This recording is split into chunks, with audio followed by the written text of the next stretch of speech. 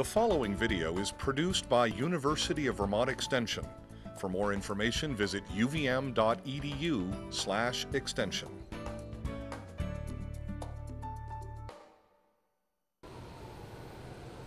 Cottonwood Stables is a boarding facility and cropping operation in Colchester.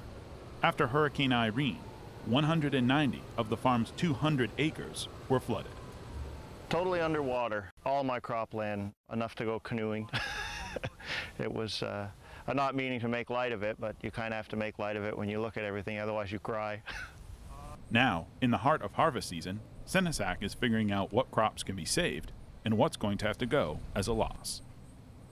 I heard at one point that you weren't going to be able to harvest anything that was underwater, and now they're getting a little more realistic, and it's, you know, you're going to have to be careful, and it's going to probably have to be tested or looked at, but it will probably be saleable because the beans were still in their pods, the pods were still sealed up, so it's not going to be so much of an issue. But we are going to have to deal with a tremendous amount of dust when we harvest. There's been talk of actually having to wear some kind of respirator type dust mask because of what's going to be flying around when I harvest, and so it's just going to be a little more difficult. Jeff, how high was the water here? It was about up to my chest here. Senesac is like many Vermont farmers affected by the flooding who have questions about what to do now and in the months to come. That's why the University of Vermont Extension hosted an educational workshop at Senesac's farm to offer answers and to provide strategies for farmers from across the region. He's not going to have issues because most of the kernels are in very good shape. Tom Kilser is a retired agronomist from Cornell University who now runs a crop consulting business. My experience has been when we have situations like this is A, not to panic, B, take a clear evaluation of it. You need to take a breath and step back. You just took a heck of a hit.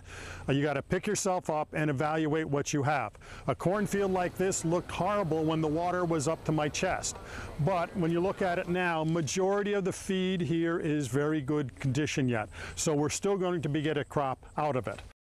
A lot of people get concerned about petroleum and other products. The interesting thing is petroleum floats. Most of it goes downstream, and so it tends not to stay on the vegetation. It tends to wash off very easy. It doesn't stay with the plants. So that changes that equation pretty dramatically from what people's perception to the reality. The mud is not good.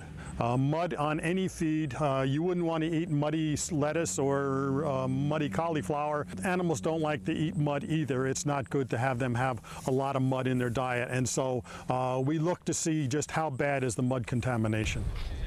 Mud means mold, and mold leads to dangerous mycotoxins that form inside crops. This is a good ear. It was not underwater. You can see there was no mud on it. The kernels are all filled out very nicely. There's very few discolored kernels on it. This is an ear that got flooding. You can see the silt layer on the upper third of it. For many of the farms that weren't able to plant until well into June, we have a lot of immature corn. And with immature corn, you can get molds and mycotoxins on it. Here is an ear with mud on it, and it has pink mold growing on it. That will produce mycotoxins. One little kernel on an ear isn't a concern, but if the whole upper third of the ear is showing that, that is a very big concern. Determining what corn can be harvested or treated to destroy mycotoxins is too often a decision that's not cut and dry. Some of the corn, it's pretty obvious if it's flattened, but there's a lot of corn that's kind of in that gray zone. You know, it's silted, but if you tear the ears back, they're not molding. You know, do you take it or not? We've gone through floods in the past, but never to this magnitude across such a large area. Even before this flood, we were in really tight forage crop supplies.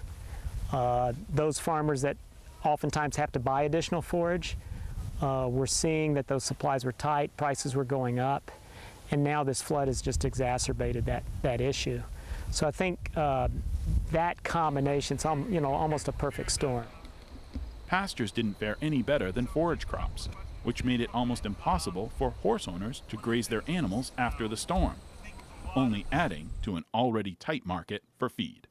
If the pasture was underwater and you can see the dirt and silt don't use it. Don't put your horses in it. It's just too high a risk because the horses are not adapted to dealing with toxins or dirt or things like that, and they could easily colic, and then you have a much higher cost when you lose the horse. You have to actually look at what you have, that's quality, and how many horses you have, and calculate what you will need. And if you've lost hay, if you've lost pasture that you are depending on, you need to talk to the people now. You need to figure it out.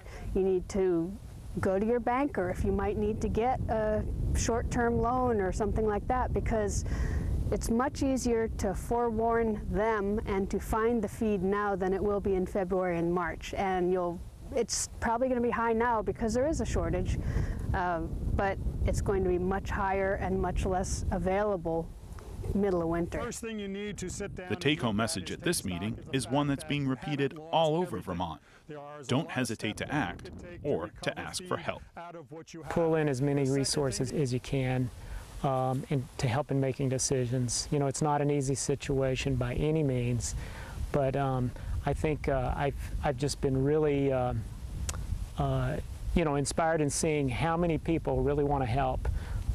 Citizens, farmers, agencies, and I think there has been a strong concerted effort in this state to try to work together, you know, across agencies. And I think if farmers can take advantage of that and of their veterinarians and their feed nutritionists and their bankers and just try to pull in as many resources to get ideas, it always helps.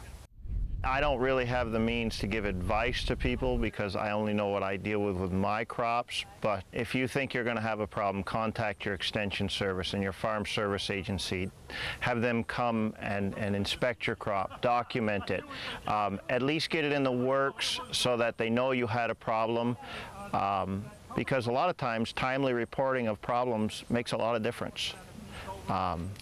For myself, you know, it's going to be a wait and see. I may lose half my crop. Those beans may not be any good, but I'm not going to count them out till I absolutely have to.